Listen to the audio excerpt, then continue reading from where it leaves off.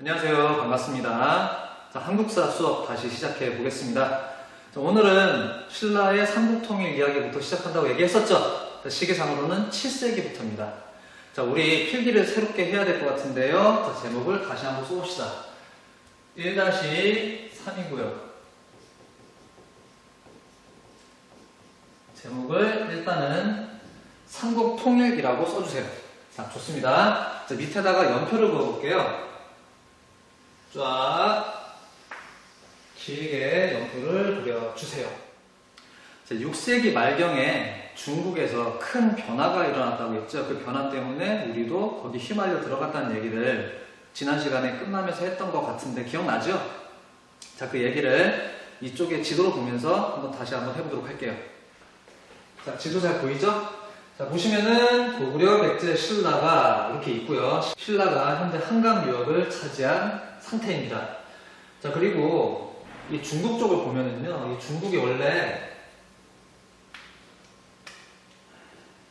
북조와 남조, 남북조 시대였다는 얘기를 했었죠. 분열되어 있었는데 이게 없어지고 수나라가 중국을 다시 통일을 했어요. 자, 당시 어떤 상황이냐면은 이 고구려가 독자적인 천하관 기억하죠? 이 고구려가 중국이 남북으로 분열된 틈을 타서 이 주변 국가들로부터 조공을 받으면서 이 세계 질서를 이 지역에서 국방에서 세계 질서를 주도하고 있었어요. 그런데 이 새롭게 중국의 전체 주인이 됐던 수나라 입장에서는 이 주도권을 다시 중국 중심으로 가져오고 싶겠죠. 자, 그래서 마찰이 생겨난 거예요. 자, 그런데 당시에 중국 국방에 돌궐이라는 아주 강력한 유목민족이 버티고 있었는데요. 이 수나라는 처음 생길 당시에는 아직 돌궐한테 힘이 안 돼가지고 한때는 돌궐에게 조공을 바치면서 설설 기었던 적도 있었대. 자, 당시 수나라 입장에서는 그 과거의 굴욕을 벗어내고 자기들이 전체 중국의 지배자니까 이제 당당하게 주변 국가들로부터 자기가 조공을 받고 모든 것을 주도하고 싶겠죠. 자, 그때 가장 큰 걸림돌이 되었던 게 고구려였다고 합니다. 이 북방의 패자였던 고구려. 이 고구려가 수나라 말을 잘 안 들어요. 게다가 이 수나라 입장에서 가장 우려할 만한 그런 사태가 터지고 말았어요. 그게 뭐냐면 고구려와 돌궐이 지난 시간에 얘기했던 것처럼 동맹을 맺은 거죠. 이 둘이 동맹을 맺어버려요. 자, 이러니까 수나라 입장에서 깜짝 놀라겠죠?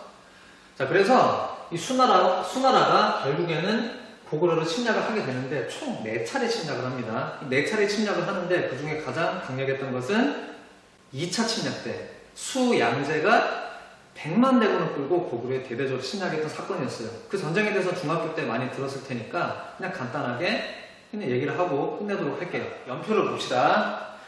고구려와 수나라 사이의 전쟁이라고 하면은 가장 기억에 남는 전투가 뭐죠? 왜 이게 정확한 얘기는 아니지만 이 강둑을 이렇게 쌓아놨다가 수나라 대군이 지나가는 순간에 강둑을 터트려가지고 확 쓸어버렸다는 그 전투 있잖아. 무슨 대첩이지? 그렇죠. 세수대첩이죠. 서기 612년에 고구려는 살수대첩에서 수나라에 대해서 결정적인 승리를 거두고 수나라 군을 격퇴하는 데 성공을 합니다. 자, 수나라는 100만 대군이나 동원을 했던 이 거대한 전쟁에서 패배를 해버리니까 엄청나게 큰 타격을 입었겠죠. 사람이 100만 명이래. 그 100만 명 중에 살아 돌아간 사람이 얼마 없었거든요. 자, 그 뒤로도 수나라는 3차, 4차 전쟁을 계속 도발을 하는데 번번이 실패를 해요. 이제 나라가 제대로 유지가 될 수 없겠죠. 엄청나게 큰 데미지를 입었던 수나라는 결국에 망해버리고 말입니다. 자, 그런데 우리가 반대로 생각해보면은 수나라가 망해버릴 정도의 전쟁이었다면은 고구려도 역시 만만치 않은 데미지를 입었겠죠. 예, 맞아요. 고구려도 온 국토가 황폐화되고 정말 손해가 이만저만이 아니었단 말이에요. 자, 고구려 입장에서도 이런 전쟁을 두 번 다시는 겪고 싶지 않았을 텐데 얄궂게도 그것은 얼마 가지 못합니다. 자, 수나라가 망하고 나서 얼마 지나지 않아서 다시 당나라가 들어서게 되는데요. 이 당나라, 이 처음에 수나라와의 전쟁을 기억을 하니까 전쟁을 별로 하고 싶어 하지 않았대요, 처음에는. 자, 그리고 고구려 입장에서도 당나라하고 굳이 전쟁을 해서 또 뭔가 큰 손해를 보고 싶어 하지 않았어요. 자, 그래서 이 두 나라 사이에 평화가 찾아오나 싶었는데, 그게 그렇게 오래가지 못했습니다. 자, 여기 당나라에서 황제 자리를 누가 차지하느냐를 가지고 다툼이 발생을 해서 형제들 사이에 막 분쟁이 발생을 해서 나머지 형제들을 다 죽이고 당태종이라는 사람이 형제가 됐어요. 이 당태종 입장에서는 자기가 다른 형제들 다 죽이고 황제가 되었으니까 자기의 권력의 정당성을 드러내 보여야겠죠. 자기가 황제가 될 만한 사람이다라는 것을. 항상 권력이라는 게 이렇습니다. 그렇게 해야 다른 경쟁자들이 찍소리 못하겠죠. 자, 그래서 당태종은 이 정당성을 확보하기 위해서 주변 다른 나라들한테 계속해서 전쟁을 도발을 합니다. 고구려한테도 마찬가지였고요. 자, 그런데 고구려에서도 때마침 쿠데타가 발생을 합니다. 이 고구려 귀족들 사이에 내분이 발생을 해서요. 무려 고구려 국왕까지 살해당하는 엄청난 사태가 벌어지게 되었는데, 이때 권력을 잡은 사람이, 쿠데타를 통해서 권력을 잡은 사람이 영계소문이었어요. 이 영계소문 역시 자기 권력의 정당성을 확보하기 위해서는 고구려의 위대함을 다시 드러내 보여야겠지요.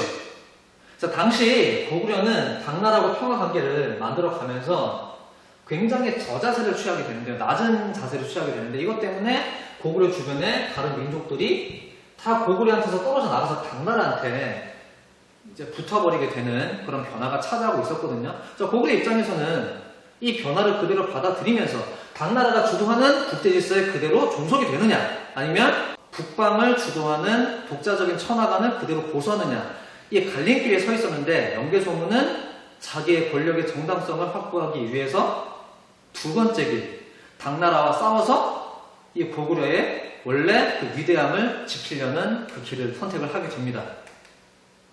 자, 그래서 당나라와 고구려 사이에 전쟁이 또 터지게 되는데요. 뭐 그 전쟁에 대해서도 중학교 때 많이 들었을 테니까 굳이 자세하게 얘기를 하지 않겠습니다. 자, 다시 연표로 돌아가 볼게요. 자, 당나라 30만 대군, 뭐 정확하진 않습니다. 이 30만 대군이, 이것도 사실 어마어마하죠. 고구려의 대대적으로 침략을 해오게 되는데, 고구려는 이 침략을 잘 막아냅니다. 국경선 근처에서 잘 막아내고 있다가 서기 645년에 난공불락의 요새였던 안시성에서 전투를 통해서 당나라군을 결정적으로 격퇴하는데 성공을 합니다. 자, 이렇게 또다시 중국의 거대한 침략군을 우리가 막아내는 혁혁한 정권을 세운 셈이 되는데요. 자, 그런데 여기 연표를 잘 보세요. 사실 이건 시험에 나온 얘기는 아닌데 우리가 한번 생각해 볼 필요가 있어서 지금 얘기를 하는 거예요. 자, 살수대첩으로부터 안시성 전투 사이에 시간이 얼마나 지났나요? 약 30년 정도밖에 차이가 안 나요. 이게 무슨 말이냐? 고구려와 수나라가 전쟁을 할 때 당시에 할아버지나 아버지가 참전했었다면은 645년에 당나라와 전쟁을 할 때 고구려 사람 입장에서는 수나라와 전쟁에 참여했었던 할아버지나 아버지의 손자나 아들이 연이어서 참전을 했었다는 얘기가 되는 거예요. 정말 너무 심하지 않나요? 아버지가 전쟁터에 나가는데 아들이 또 전쟁터에 또 나가야 돼. 이게 계속이 된다면 이 나라 어떻게 될까요? 자, 이때 고구려는 돌이킬 수 없는 타격을 계속 입게 되는 거예요. 자, 게다가 더 슬픈 것은 전쟁터에 실제로 나가서 싸웠던 고구려 병사들, 사실 영계소문이 어떻고 그 경쟁자가 어떻고 뭐 고구려의 위대함이 어떻고 여기에 관심이 있었을까요? 그냥 농사나 열심히 지으면서 자기 일상 살아가던 사람들인데 눈에 보이지도 않는 권력자들의 그 권력 다툼에, 그리고 그 권력의 정당성을 확보하려는 그 욕심이 휘말려서 전쟁에 갈아 넣어지게 되는 거예요. 사실 역사에서 일어났던 수많은 전쟁들은 대부분 이런 식이었습니다. 자, 아무튼 전쟁 얘기는 이 정도로 마무리를 할게요. 아직 전쟁이 끝난 건 아니지만요. 자, 다시 지도를 보면서 얘기를 이어가 보도록 할게요. 자, 지도를 봅시다. 당시 이 세계 질서에 따르면 가장 큰 위기에 닥쳐 있었던 나라가 있었어요.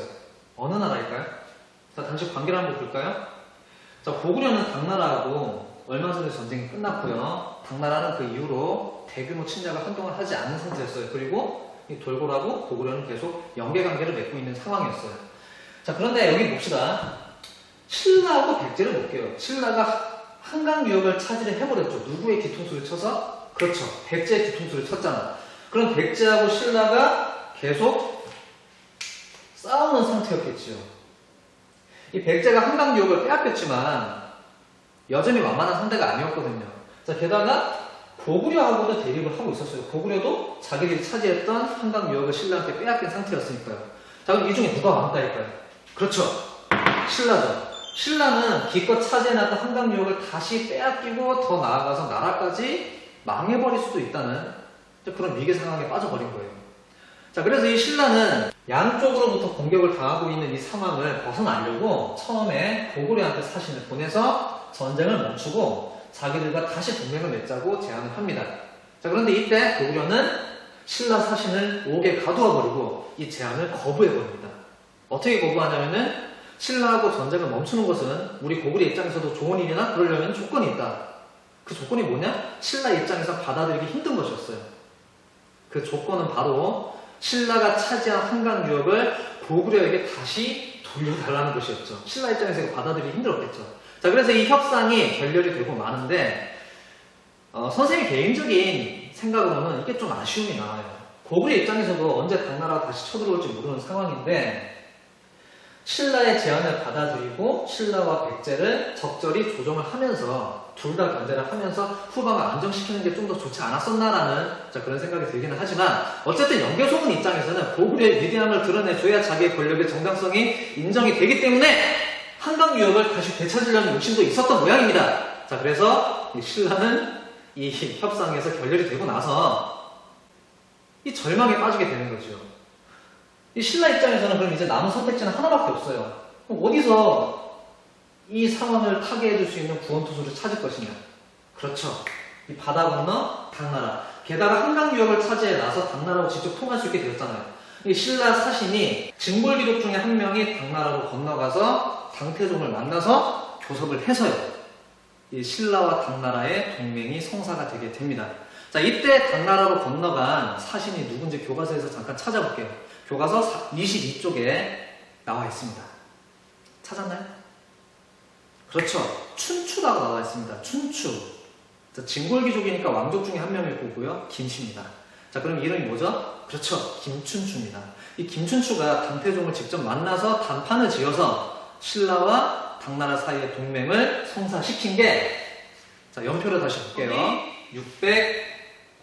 648년이었습니다. 이때 신라와 당나라 사이의 동맹, 나당 동맹이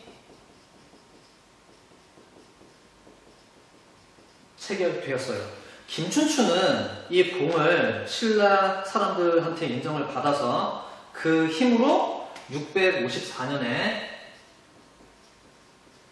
왕이 되었고요. 이 김춘추가 왕이 되고 나서 뭐라고 불렸냐면은 나중에 태종 무열왕이라고 불리게 됐어요. 자, 이 무열왕 굉장히 중요한 왕이니까 꼭 기억을 해두고요. 원래 이름이 뭐라고요? 그렇죠. 김춘추입니다. 자, 이 무열왕이 즉위하고 나서 이 무열왕이 이 삼국 통일 전쟁을 주도를 하게 되는 겁니다. 자, 이제 어디를 먼저 가볼까요? 그렇죠. 먼저 만만한 백제부터 건드리기 시작합니다. 자, 나당 연합군이 서기 660년에 백제를 공격을 해서요. 자세한 얘기는 생략할게요. 시간이 없으니까. 백제를 결국에 멸망시킵니다. 백제를 멸망을 시키고요. 자, 얼마 지나지 않아서 무열왕의 뒤를 이어서 문무왕, 아들 문무왕이 즉위를 해서 문무왕이 삼국통일전쟁을 계속 주도를 하게 되는데요.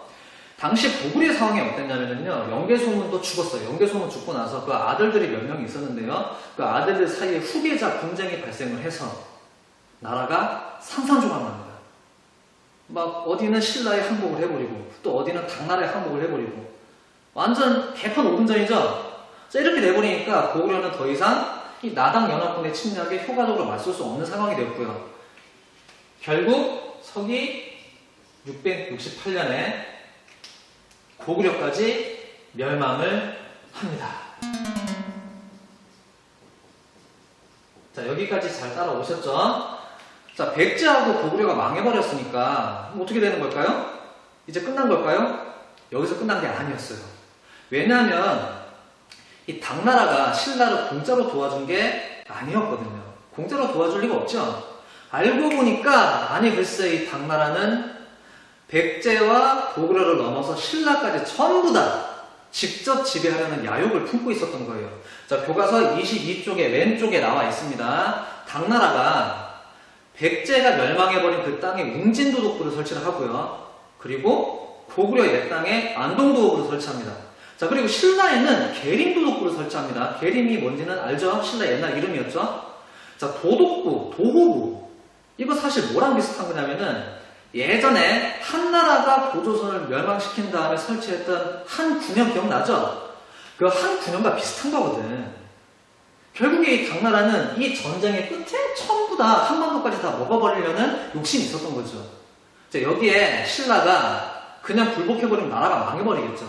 자, 그래서 신라하고 당나라가 전쟁을 또다시 하게 됩니다. 대략 이 고구려가 망한 이 시점부터 신라와 당나라 사이에 또다시 전쟁이 터지게 되었다는 건데, 이 전쟁의 특징이 뭐냐면은 신라 혼자만의 싸움이 아니었어요. 신라 혼자만의 싸움이 아니라 망해버린 백제 그리고 망해버린 고구려를 다시 일으켜 세우려고 싸우던 세력들이 있었거든요. 자, 따라해봅시다. 부흥운동. 뭐라고요? 부흥운동. 이 부흥운동 세력들이 있었는데 신라는 백제 그리고 고구려 부흥운동 세력까지 품에 끌어안고 함께 신라의 깃발 아래 당나라와 싸우게 된 거죠. 자, 그래서 이 전쟁 처음에는 신라 측에 굉장히 불리하게 돌아갔지만 나중에 가면 갈수록 신라 측에 유리하게 전세가 역전이 됩니다. 자, 때마침 서쪽에 티벳이라는 나라 있는 거 아시죠? 자, 지금은 중국 땅인데요. 이 티벳이라는 나라하고 당나라 사이에 큰 전쟁이 터져버려가지고 이 당나라 입장에서는 더 이상 신라하고 대대적인 전쟁을 할 만한 그런 국력이 크게 남아있지 않았어요. 자, 그래서 자, 다시 지도 봅시다. 자, 지도를 좀 정리할게요. 자, 고구려 없어졌고요. 애석하게도 고구려 없어졌고요. 백제도 사라졌습니다.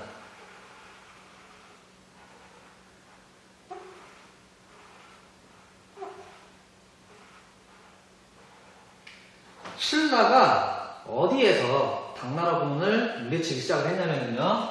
서기 675년에 자, 교과서 22쪽의 지도를 참고를 해봐도 좋습니다. 한강하고 여기 대동강이에요. 대동강 사이에 있는 매소성이라는 곳에서 처음으로 당나라 군대를 결정적으로 패퇴시킵니다. 매소성 전투라고 하죠. 자, 그리고 그 다음에 서기 676년에 서해바다를 통해서, 황해바다를 통해서 쳐들어온 당나라 해군을 기벌포라는 곳에서 패퇴시킵니다. 기벌포 해전, 기벌포 전투라고 부르기도 하는데요. 이 기벌포는 지금의 전라북도 군산입니다. 이 기벌포 전투를 끝으로 당나라는 더 이상 신라와 전면전을 계속하려는 의지를 잃어버리고 맙니다. 자, 그래서 신라는 자, 이거 아까 무슨 강이라고 그랬죠? 대동강이라고 그랬죠? 이 대동강 이남선까지, 대동강 남쪽 선까지 영토를 확보한 상태에서 당나라와 화의를 맺게 되고요. 여기서 전쟁이 끝나게 됩니다. 삼국통일 전쟁이 여기서 완전히 마무리가 된 것이죠. 자, 이렇게 삼국통일이 나름대로 완수가 되었습니다. 자, 이때부터 이제 통일신라의 그 시대가 시작이 되는 건데, 자, 이제 고구려백제 신라는 지도에서 다 지워져 버리고 신라 하나만 남은 거예요. 자, 이런 통일에 대해서 여러분은 어떻게 생각하시나요? 이 통일 잘 했다고 생각하시나요? 아니면 잘 못했다고 생각하시나요? 자, 각자 생각이 다를 수가 있어요. 자, 먼저 이 통일을 부정적으로 바라보는 입장에서는 크게 세 가지의 이유를 들 수 있다고 합니다. 선생님의 개인적인 생각도 섞어가지고요. 자, 먼저 첫째, 이 통일 불완전한 통일이에요. 왜냐? 고구려 백제 신라가 신라로 합쳐 넣는데 뭐 백제는 신라 땅으로 들어갔어. 근데 고구려가 원래 차지하고 있던 만주는 이 요동지방은 더 이상 신라의 땅이 아니게 된 거죠. 우리의 땅이 아니게 된 거예요. 당나라가 먹어버렸어. 이 대동강 이남에, 대동강 남쪽에 한정된 불완전한 통일이었다는 거. 이게 첫 번째 이유고요. 자, 두 번째, 이 통일을 하기 위해서 신라는 당나라라는 외세를 끌어들였어요. 자주적이지 못하죠. 이게 두 번째 이유입니다. 자, 그리고 세 번째, 신라가 이렇게 통일을 한 이후로 우리나라는 예전에 그 고구려처럼 세계 질서로 주도하는 그 위치에 다시는 올라가지 못합니다. 이제 앞으로 계속해서 중국이 주도하는 국제 질서에 우리가 편입된 상태로 쭉 이어가는 것에 만족해야겠다는 것. 이게 세 번째 이유가 되겠습니다. 자, 그러면 긍정적으로 바라보는 입장도 있어요. 긍정적으로 바라보는 입장의 첫 번째 이유는요. 전쟁이 끝났어요. 계속 전쟁 얘기만 했잖아요. 이 전쟁, 그러니까 수백 년째 전쟁하는 상태였거든요. 고구려 백제 신라가 따로 존재하는 이상 그칠 수가 없었던 전쟁이었단 말이죠. 이 전쟁이 드디어 완전히 끝났습니다. 큰 전쟁이 더 이상 일어나지 않아요. 자, 신라가 멸망을 한 게 서기 936년이에요. 이때 신라가 망하거든요. 자, 삼국 통일을 완수한 이후에 거의 300년 동안 큰 전쟁을 겪지 않아요. 특히 외부로부터의 침략입니다. 이 전쟁이라는 것의 속성이 실제로 어떤지는 아까 선생님이 얘기를 했었죠. 한번 생각해 볼 만한 이야기라고 생각을 합니다. 자, 당시 백성들의 입장에서는 수백 년 동안 계속 이어져 오던, 그리고 이 막바지 굉장히 격렬했죠. 이런 전쟁이 끝났다는 사실이 얼마나 기뻐 있을까요? 자, 게다가 이 신라는 아까 부정적인 이유 중에 하나로 들었던 더 이상 국제 질서로 주도하지 못하게 되었다는 그 사실 약간 틀어볼게요. 신라는 이제 당나라가 주도하는 국제 질서에 안정적으로 편입이 되어서 자기 위치를 잡게 됩니다. 당나라도 침략을 안 해오고 다른 쪽에서도 침략을 해오지 않습니다. 이렇게 평화가 찾아오니까 신라는 앞으로 어떻게 할까요? 그렇죠. 전쟁이 없는 상태에서 나라를 크게 발전시킬 수 있는 기틀을 마련한 것이죠. 자, 이게 첫 번째 이유였습니다. 자, 그리고 두 번째. 자, 나란 전쟁을 볼게요. 삼국 통일 전쟁의 막바지는 신라와 당나라 사이의 전쟁이었죠. 그런데 이걸 보니까 신라 혼자만 싸운 게 아니라 결국에 고구려 백제 신라 삼국 사람들이 다 같이 싸운 거야. 게다가 우리들만의 힘으로 당나라라는 외세를 결국에는 물리친 거죠. 자, 여기에서 자주적인 성격을 찾을 수가 있다는 게 두 번째 이유입니다. 자, 그리고 세 번째는요. 이 신라가 삼국을 통일을 하면서 우리 역사에서 큰 변화가 일어납니다. 그게 뭐냐? 그 이전까지는 우리나라는 고구려 사람, 백제 사람, 신라 사람이 따로 살았어요. 그들을 하나의 민족으로 묶을 수가 없었단 말이에요. 물론 그들 사이에 우리는 서로 동족이다라는 의식은 있었을지 모르겠지만 우리가 한 나라 사람이고 우리는 운명 공동체다라는 그런 생각이 전혀 없었던 거예요. 그런데 신라가 나라를 통일을 하면서 이제 고구려 백제 신라가 하나로 합쳐져서 한 민족이라는 하나의 단위가 생겨나게 됐고요. 민족 문화가 하나로 융합되는 기틀이 마련이 되었다. 이게 신라의 삼국 통일이 없었다면 불가능한 일이었겠죠. 이게 세 번째 이유였습니다. 자, 각각 팽팽하게 맞설 수가 있어요. 긍정적으로 평가할 수 있다. 부정적으로 평가할 수 있다. 여러분의 생각은 어떤가요? 자, 우리 등교계약이 이제 5월 27일로 결정이 났는데요. 여러분 등교를 하면은 바로 이것부터 토론을 해보도록 하겠습니다. 찬반으로 나뉘어가지고요. 자, 그러니까 지금 한번 생각을 해보세요. 꼭 생각해 보셔야 됩니다. 숙제입니다. 유튜브 댓글에 신라의 삼국 통일을 긍정적으로 평가한다 또는 부정적으로 평가한다를 댓글로 달아주셔도 좋습니다. 아시겠죠? 자, 좋습니다. 자, 이제 신라가 삼국을 통일한 상황에서 이대로 지도가 굳혀지는가 했는데 여기 북방 만주에서 다른 변화의 흐름이 만들어지게 됩니다. 자, 당나라가 서쪽의 티벳과 전쟁을 하는 사이에 고구려 유민들이 이 땅에 다시 나라를 세우게 되는데요. 그 나라가 서기 698년에 세워진, 다 아시죠? 무슨 나라죠? 그렇죠. 발해죠. 발해가 건국이 됩니다.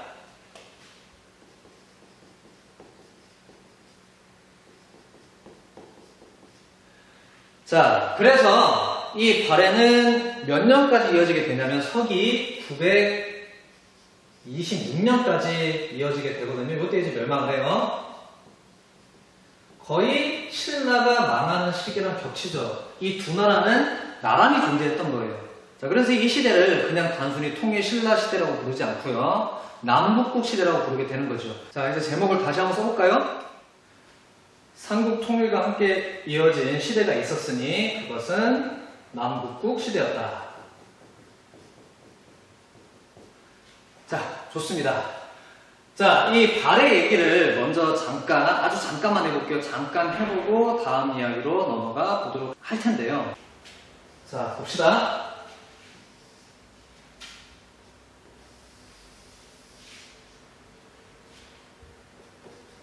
자, 여기다가 발의 이야기를 써볼게요. 발의 실체가 뭘까요? 중국에서는 이 발해를 자기네 지방정권의 역사라고 하면서 중국 역사로 편입을 시키려고 계속 시도를 하고 있거든요. 그런데 이 발해는 사실 우리나라 역사가 맞아요. 그 이유가 뭐냐면은, 자, 발해를 세운 사람이 누구죠? 자, 교과서 찾아봅시다. 잘 모르겠습니다. 다 알 것 같은데. 그렇죠. 대조영입니다. 이 대조영이 고구려 장군 출신이었고요. 그 대조영을 따르는 고구려 무리들이 주도해서 세운 나라가 고구려이기 때문입니다. 이 발해는 고구려 유민들이 세운 나라였고요. 여기에 누가 함께 했냐면은 말갈족이 함께 했다고 합니다. 이 말갈족은 예전에 고구려에 조공을 바치던 숙신이라는 부족 혹시 기억나나요? 그 숙신이라는 부족과 같은 부족이고요. 나중에 여진족이 되어서 금나라를 세우고요. 나중에 또 만주족이 되어서 청나라를 세우는 그런 민족이죠. 그 막강한 유목민족이 한때는 고구려에 조공을 바치고 있었고요. 고구려가 망하자 고구려 유민들과 함께 발해라는 나라를 세운 겁니다. 자, 주로 고구려 쪽에서 고구려 계통 유민들이 지배를 한 걸로 알려져 있고요. 말갈인들은 그 밑에서 지배를 받은 것으로 알려져 있습니다. 자, 그리고 무엇보다도 이 발해라는 나라는 고구려를 자기들이 이었다, 계승했다는 의식을 가지고 있었어요. 자, 교과서 25쪽을 잠깐 볼까요? 25쪽에 사료톡톡을 보면은요, 삼국 사기 기록도 나와 있고요. 구당서라는 그런 기록이 나와 있네요. 이 구당서는 중국 쪽이에요. 중국 쪽에서도 이 대조영은 고구려의 별종이다라고 기록을 하고 있는 것으로 봐서 고구려 사람들이 주도해서 세웠다는 사실을 알고 있었다는 것이겠죠. 자, 그리고 맨 밑에 자료가 속일공기라는 이제 사료인데요. 이 속일공기는 일본 측의 사료입니다. 여기 보면은 발해가 세워지고 나서 발해 국왕이 일본 국왕한테 보낸 사절에 쓰여있던, 사절이 들고 갔던 그 편지에 쓰여있던 인사말이 여기 지금 써있는 겁니다. 자, 한번 읽어볼까요? 우리 발해는 고구려의 옛 땅을 회복하고 부여의 습속을 가지고 있다. 자, 고구려는 부여에서 떨어져 나온 나라라는 걸 잘 알고 있죠? 부여에서 고구려 그리고 발해로 이어지는 의식을 분명하게 가지고 있었다는 것을 알 수가 있겠죠. 자, 이 발해는 그래서 고구려를 계승한 나라가 분명한 거예요. 자, 우리가 이 이야기를 할 때 자신이 없어서는 안 되겠어요. 자, 그리고 사진 하나 볼게요.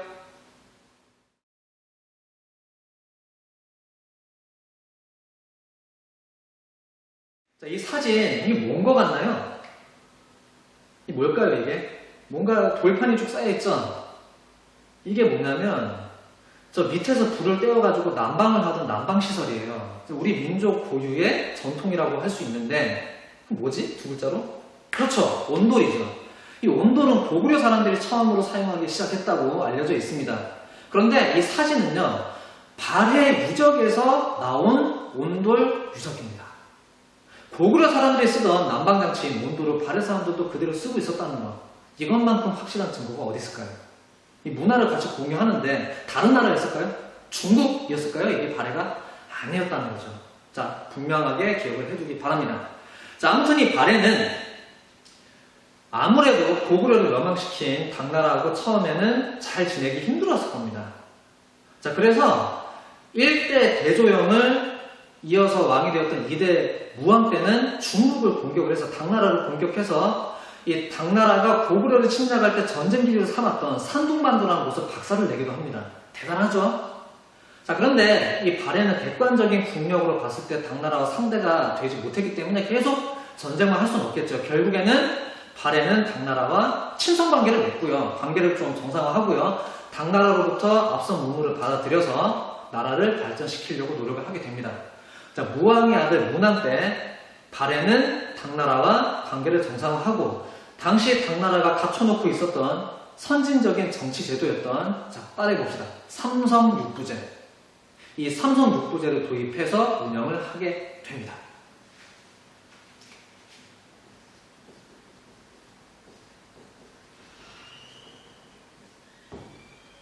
자, 교과서 25쪽에 보면은 발해가 운영했던 삼성육부제가 나와 있습니다. 간략하게 설명을 해볼게요.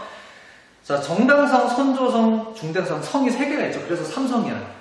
이 각각의 성들은 지금의 국무총리라고 생각하면 되겠습니다. 국정을 총괄하는 역할을 했다는 거죠. 당나라와 마찬가지였어요. 자, 그리고 정당성 밑에 보면은 충인의 지예신 6개의 부가 있죠. 이건 지금의 각부 장관이라 생각하면 되겠습니다. 각각 분업화해서 국정을 함께 이끌어 갔다는 것이죠. 자, 그런데 특이한 것은 정당성, 선조성, 중대성, 충부, 인부, 의부 어쩌고저쩌고 이거 중국의 오리지널 삼성 육부제하고 이름이 좀 달랐어요. 많이 달랐어요. 이게 무슨 얘기냐? 발해는 당나라 문물을 받아들이긴 했지만 나름대로 자주적인 입장에서 변용할 줄 알았다는 거죠. 자, 요걸 잘 기억을 해두기 바랍니다. 이것 말고도 다른 얘기 많지만 다음에 기회가 되면은 보충해서 얘기를 해주고 싶습니다. 지금 일단 시간 없으니까 다음 얘기로 넘어가 볼게요. 자, 이렇게 발해와 당나라는 이 관계를 정상화하고요. 그때부터 발해는 본격적인 번영의 길로 접어들게 되는데 이 발해가 얼마나 잘 나갔냐면은 당나라 사람들까지도 발해가 잘 나간다는 사실을 인정을 해줬어요. 자, 그래서 당나라 사람들이 발해라는 나라한테 별명을 붙여줬어. 혹시 들어본 친구 있나요? 4글자인데. 발해는 중국 입장에서는 바다 동쪽에 있는 나라죠? 자, 이거 봅시다. 한때는 바다 동쪽, 해동, 바다 동쪽에 있는 뛰어난 나라, 잘 나가는 나라, 성국. 자, 따라해봅시다. 해동 성국. 해동 성국이라고 불릴 정도로 굉장히 잘 나갔었다. 당나라와 어깨를 나란히 하고 견줄 수 있었다라는 얘기를 지금 방금 한 겁니다. 자, 여기까지 잘 이해되셨나요? 자, 발해가 멸망하는 이야기에 대해서는 좀 이따가 다시 한번 해보도록 하겠습니다. 좋습니다.